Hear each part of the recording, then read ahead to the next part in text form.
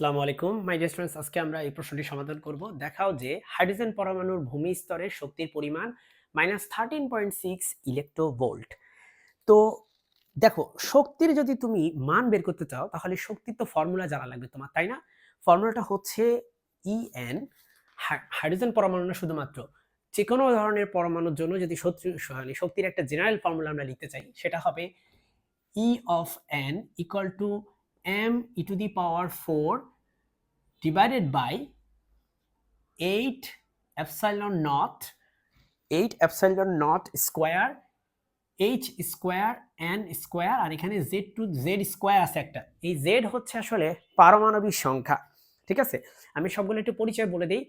m হচ্ছে এগুলো কিন্তু কিছু দেয়া থাকবে না, রাইট? এগুলো তোমাকে লিখতে হবে। সো m হচ্ছে ইলেকট্রনের ভর 9.1 × 10⁻31 কেজি। আচ্ছা, আর এখানে ই হচ্ছে ইলেকট্রনের চার্জ, যেটার মান তোমাকে মুখস্থ লিখতে হবে 1.6 × 10⁻19 কুলম্ব। আর হচ্ছে জেড হচ্ছে পারমাণবিক সংখ্যা, যেহেতু হাইড্রোজেনের কথা বলা হচ্ছে তার মানে এটা পারমাণবিক সংখ্যা হচ্ছে 1। সো হাইড্রোজেনের ক্ষেত্রে জেড এর মান হচ্ছে 1। তুমি চাইলে জেড কে এই ফর্মুলা থেকে ইমিট করতে পারো চাইলে, রাইট? এপসাইলন নট এর মান হবে 8.854 × 10⁻12 এসআই ইউনিট। ওকে, এসআই ইউনিট, এই ইউনিটটা লেখা লাগবে না, এসআই ইউনিট লিখে দিলেই হবে, কারণ আমরা সবকিছু এসআই ইউনিটে নিচ্ছি। সো এইচ হচ্ছে প্ল্যাঙ্কের কনস্ট্যান্ট, যেটা হচ্ছে 6.63 × 10⁻34 জুল সেকেন্ড, এটাই এসআই ইউনিট। ওকে, এন হচ্ছে আমাদের কততম কক্ষপথ সেটা। তো তোমাকে বলছে হাইড্রোজেন পরমাণুর ভূমি স্তর বললে কক্ষপথ এন এর মান হচ্ছে 1। যদি ভূমি স্তর না বলে প্রথম শক্তি স্তর, আচ্ছা ভূমি স্তর মানেই কিন্তু প্রথম শক্তি স্তর, ভূমি স্তর না বলে যদি বলতো প্রথম উত্তেজিত শক্তি স্তর, প্রথম উত্তেজিত মানে কিন্তু n = 2 নট 1। ওকে, ভূমি স্তর হচ্ছে n = 1, প্রথম উত্তেজিত হচ্ছে n = 2। সো চলো এখন এগুলো সব আমরা এখানে বসাই, তুমি এভাবে পাশে লিখে দিবা সব। এবার সব এখানে তুমি বসাও। সো E of n = হবে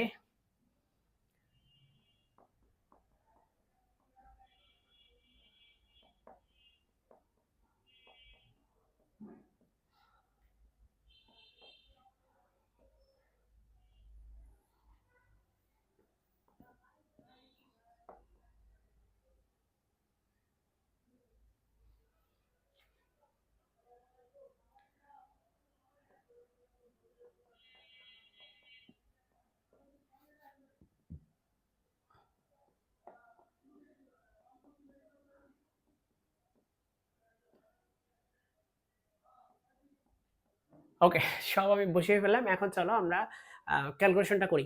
সমস্যা হচ্ছে এটা যদি তুমি ডিরেক্ট একটা ক্যালকুলেটরে বসিয়ে দাও তাহলে তোমার অ্যান্সারটা ম্যাথ এরর বা জিরো আসতে পারে, ঠিক আছে, ক্ষেত্র বিশেষে।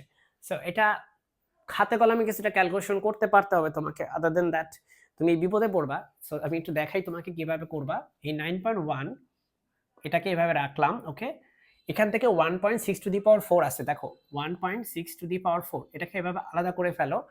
এখানে আছে 10⁻31, আর এখানে দেখো 10⁻19 আছে। ওকে, নিচে কি আছে? এটা হচ্ছে 8, এটা হচ্ছে 8.854 আছে। আর দেখো -12 এর সাথে 2 দিয়ে গুণ করলে হয় -24। সো এটা হবে 10⁻24। এখানে হচ্ছে 6.63 উপর হোল স্কয়ার আছে, আর এখানে দেখো 34 এর সাথে 2 দিয়ে গুণ করলে হবে হচ্ছে 68, 10⁻68। তো একই জিনিস যদি আমরা এখানে করতে চাই, এটা একবারে যদি করো 4 এর সাথে 19 দিয়ে গুণ করলে হবে হচ্ছে 76। হ্যাঁ, 76 হবে। সো 10⁻76। এই যখন অবস্থা, তখন আমরা মূলত হচ্ছে 10 টু দি পাওয়ার যে টার্মগুলো আছে সেগুলোকে একসাথে হিসাব করব, কারণ ওগুলাই হচ্ছে মেইন প্রবলেমটা ক্রিয়েট করবে, ঠিক আছে? আর বাকিগুলো তুমি আলাদা করে হিসাব করবা। সো আমি বাকিগুলোর হিসাবটা একটু পরে দেখাচ্ছি। দেখো, এই যে এখানে 10⁻31 এটাকে লিখলাম। আচ্ছা, এখানে আছে -76, এটাকেও লিখলাম। তারপরে এখানে আছে -24, যেটা উপরে গেলে হয় হচ্ছে +24। ওকে, আর এখানে আছে -68, যেটা উপরে গেলে হয় +68। এইভাবে সব লিখলাম, ফাইন। আর এখানে দেখো আছে 9.1,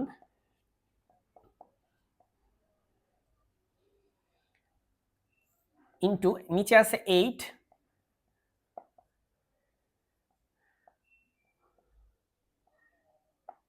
এই তো এই পুরো ব্যাপারটা এটা এই জিনিসটাকে আমি ক্যালকুলেটর এখন হিসাব করব। সো আমার কাছে একটা ক্যালকুলেটর আছে, তুমি তোমার মতো করে ক্যালকুলেটরে করবা, ঠিক আছে? সো চলো আমি আমার ক্যালকুলেটরে বসাই, তুমি তোমার মতো করে বসাও। সো এটা হবে 9.1 into 1.6 to the power 4 divided by 8 times 8.854 squared times 6.63 square. So আমি এখানে পেলাম হচ্ছে 2.16 into 10 to the power minus 3, 2.16 into 10 to the power minus 3, okay? So আমি পাইছি 2.16 into 10 to the power minus 3, এটা পাইছি। আচ্ছা, আবার একটু চেক করি, আশা করি কিছু ভুল করি নাই, তাই একটু চেক করে নিচ্ছি। এটা 8.54 স্কোয়ার।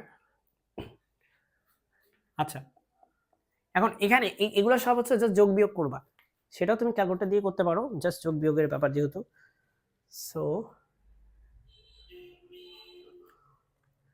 -31 -76 +24 +68, আমার কাছে আসছে এটা -15, সেটা আসে আমার কাছে -15।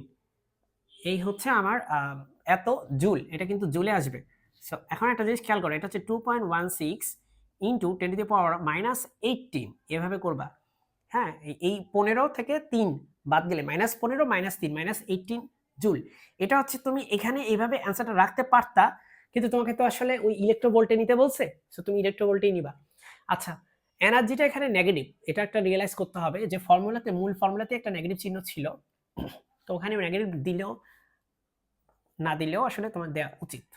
এখন দেখো, এটাকে তুমি নিতে চাচ্ছ মূলত হচ্ছে কিসে নিতে চাচ্ছ, হচ্ছে ইলেকট্রোভোল্টে। সো তোমাকে 1.6 ইন্টু 10 টু দি পাওয়ার -19 দিয়ে ভাগ করতে হবে, তখন ইলেকট্রোভোল্টে চলে যাবে। এই ভাগটা আমরা ক্যালকুলেটর ইউজ করে করি। সো পুরোটা যদি একসাথে ক্যালকুলেটর করা যেত খুব ভালো হতো, কিন্তু আমাদের ক্যালকুলেটরে একটা লিমিটেশন আছে, সো সেটা তুমি করতে পারবা না। আর আমি কিন্তু এখন ক্যাসিওর FX 570 ES এই ক্যালকুলেটর ইউজ করতেছি। ওই MS ক্যালকুলেটর দিয়ে এটা করতে যাও না, এটা আসলে তোমাকে খুব একটা ভালো কোনো রেজাল্ট দিবে না। সো আমার 13.6 আসছে, ঠিক আছে?